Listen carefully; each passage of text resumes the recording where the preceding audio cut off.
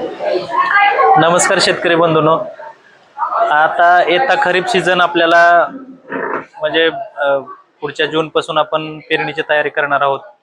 त्याच्यामध्ये सगळ्यात महत्त्वाचा शेतकऱ्यांना प्रश्न असतो की तो बियाणं. तर बियाणं उपलब्धतेच्या बाबतीत शासन तर सर्व शेतकऱ्यांना आपण बियाणं नाही देऊ शकत, परंतु जे काही शेतकऱ्यांना अनुदानित तत्वावर बियाणं मिळणार आहे त्यासाठी अर्ज प्रक्रिया सुरू झालेली आहे महाडीबीटी पोर्टलवर.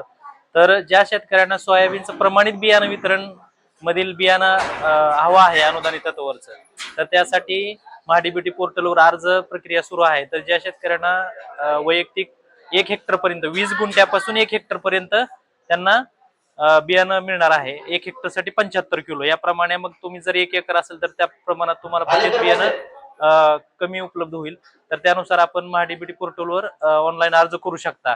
शिवाय परत हे झालं प्रमाणित बियाणे. त्याच्या व्यतिरिक्त आपण प्रात्यक्षिकामधलं देखील बियाणं आपण देतो. त्याच्यामध्ये आपल्या बार्शी तालुक्यासाठी सोयाबीनचं बियाणं उपलब्ध होतं.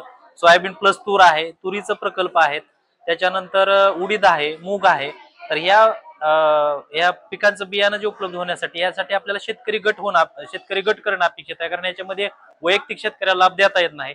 तर त्यासाठी शेतकरी गट स्थापन करण्यासाठी आपल्याला जे काही कागदपत्र लागणार आहेत, त्या वैयक्तिक जे 15 शेतकरी लागणार आहेत आपल्याला गटात, ते वेगळ्या वेगळ्या कुटुंबातील पाहिजेत.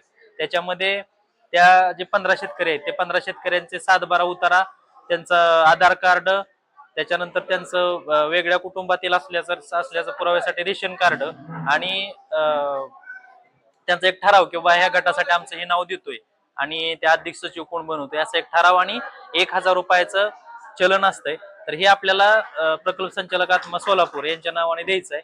तर हे कागदपत्र आपण आपल्या गावचे जे कृषी सहाय्यक आहेत यांच्याकडे जमा करा.